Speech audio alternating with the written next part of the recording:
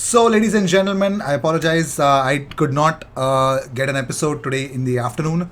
I had some issues with my Wi-Fi, and I thought, you know what, let's kind of get a bumper episode in the evening. Of course, you might be wondering what's exactly happening with Vlahovic. Some of you might have definitely known by now what's wrong with Vlahovic and where exactly are Arsenal looking at the moment. So we've got a lot of we've got a lot of news, lots of news in this episode. We're going to talk about Aubameyang. We're going to talk about what happened to Arthur, what exactly is happening with him. We're also going to talk about Bern Leno's situation. His agent has opened up, Samuel Ricky, and of course, Arsenal's. You've seen the thumbnail, so you know where Arsenal are heading towards in terms of the strikers are concerned. So the first news is from Matt Law. He says Aubameyang does not want to agree to the offers of Al Hilal and Al Nassr. There are 6 European clubs interested in him, namely Barcelona, Seville, Paris, Marseille, Juventus and Milan. Arsenal will have to pay a large part of his salary to try to complete his departure in the coming days. Arsenal was in talks with Saudi Al Hilal regarding Aubameyang until late yesterday evening. Arsenal are ready to accept the offer, but it is understood that the player does not want to move to Saudi Arabia and prefers to stay in Europe. Juventus and Paris are watching closely. So, as of now, Aubameyang does not want to go. He wants to stay in Europe. He really wants to stay in Europe, and that's one of the best. He thinks that that's one of the best place to be, and that is exactly how it's going to pan out at the moment. So,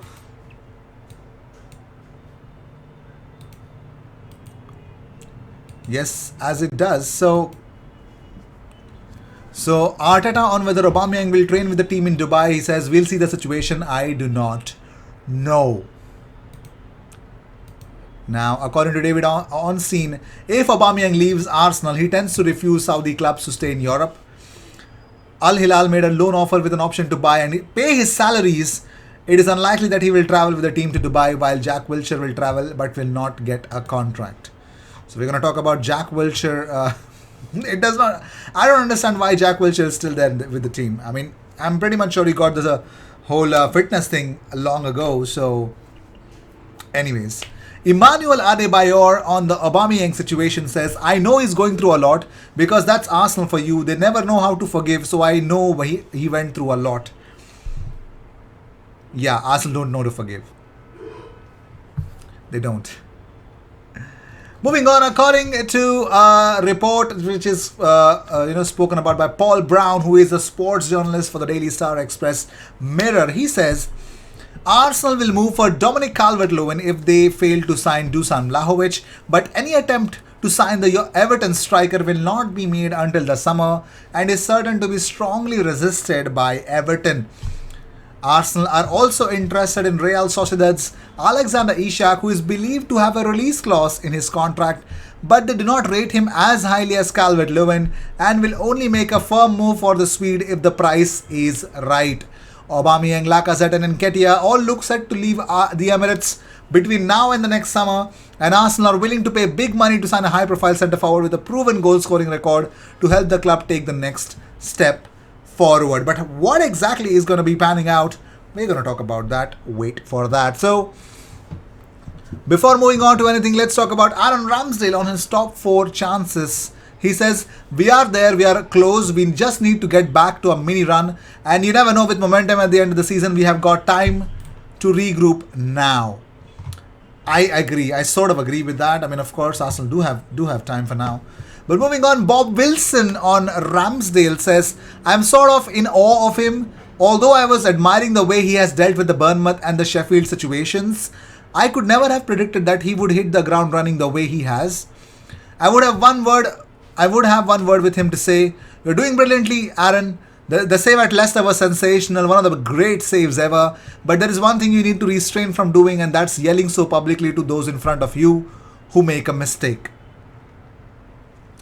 Let's see. Not everything goes our way, but we'll see how exactly things will pan out to be. But now we're going to talk about the report from Fabrizio Romano. Fabrizio says on Vlahovic, he says, Arsenal have tried in every way to complete the deal in January. Never rule out surprises in the last week, even though it's a very complicated negotiation. So don't blame Edu that he's not done anything. But the biggest issue is if Vlahovic is not done, Edu, go and get someone else. Arsenal fans won't be mad at you. This is definitely whatever the situation Arsenal are in at the moment. It's all because of the management, and I 100% believe this, that they can avoid this embarrassment. The situation that Arsenal are in at the moment, not just about the Burnley game, but of course the upcoming games. The squad they have right now, paper thin strikers, paper thin midfield numbers. I'm pretty much expecting that the management should have done a little bit better. This is not done yet. Come on, man. We're way better than this. But according to Simon Collins, Arsenal are considering whether to move on from their pursuit of Dusan Vlahovic and switch to alternative targets as they continued the hunt for a new striker. The Gunners want to sign a forward before the window shuts next Monday. Arsenal are considering other striking targets including Alexander Isak, Jonathan David and Dominic Calvert-Lewin. Of those, Real Sociedad's Isak appears the easiest deal to complete in the next 7 days, given he has a release clause in his contract believed to be worth £75 million. But what are the updates about, are we actually going for Dusan Vlahovic? Alexander Isak.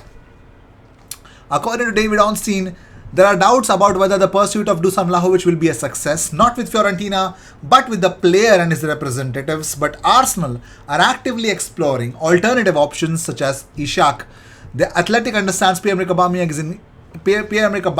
is inclined not to accept a transfer to the Middle East at this stage of his career. It's believed that he would want to stay in the top league and continue to operate at the highest level. Gazzetta dello Sport report that Dusan Vlahovic's priority is Juventus and that he is unwilling to consider a move to Arsenal. And according to the report, Vlahovic has agreed a €7 million a year deal with the old lady and is keen to move to Turin either in January or at the end of the season. I 100% believe this because the way he's rejecting a club that is desperate to sign him, giving him literally any salary that he names, but he doesn't want to come in, so I'm done with him. According to 90-Minute Football, Arthur Melo has agreed terms with Arsenal ahead of his proposed loan move, but that's a problem. Juventus are open to letting him leave, but they are only keen to offload him on a longer term basis and would likely not accept any short term deal. Wow. Moving on, there has been talk of that Real Madrid's Luka Jovic has been offered to Arsenal on loan, but sources close to the player insisted on Monday morning that there had been no contact from the Gunners. This is an update from Simon Collins. Also, the numbers available to Mikel Arteta in Dubai will be influenced by factors such as injuries, AFCON, and of course the vaccination status. Jack Wilshere is expected to be named in the group, but there are no plans to recruit him for the second spell in Arsenal colours. Of course, why is he still at Arsenal? I don't know. Anyways, I don't have anything against Jack Wilshere anymore, but moving on. So David Ornstein has an update about Aubameyang. He says, yes, Aubameyang is said to remain extremely ambitious and determined to prove his quality after a public fall from grace at Arsenal.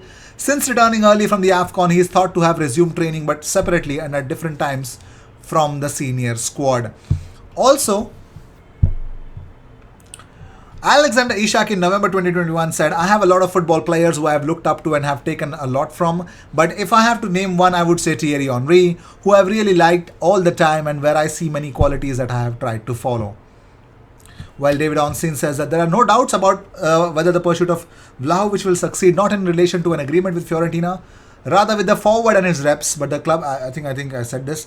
Isak's contract is reported to have a release clause, a mechanism Arsenal utilized to bring in Thomas Partey and are keen to take advantage of elsewhere when viable, but sources indicate that in the case of Isak, Arsenal would attempt to negotiate a lower price.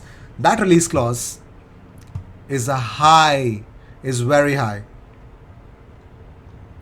Very, very high. Moving on, of course, the video is coming up and so it's a bigger update. Arsenal are linked again with 20-year-old Samuel Ricky from Empoli. This is according from calciomercato.com. He plays central midfield and is very experienced for his age. I've heard this. We've been linked with a lot of experience for his age. talks. But moving on, Giovannis Kakutrigas, who is CEO of Fair Sport GmbH and Leno's agent, he spoke to Standard Sport. He says, of course, we get a lot of requests from clubs for Bernd. Bernd has always behaved very well at Arsenal and has shown strong performances. That's why it's quite normal, but we won't comment on every request. Bernd has an ongoing contract until summer 2023. I'd really want to applaud Bernd Leno for his professionality. It's been fantastic to have him. He's been gracious. I love him for that. So with this, I'd like to end this episode. I think the Ishak talks begin now, but Vlahovic talks must end now. Must end now. Let him be the next Locatelli or whatever. I don't want to, I don't want to say that he should not succeed or have some sort of grudge against him, but I'm over him. Yeah, he's like a crush that we can never have. We should not be going towards him. Like, I would want to be the Sakht Londa here. I would want to be a stiff person here. No, that came out wrong. So whatever.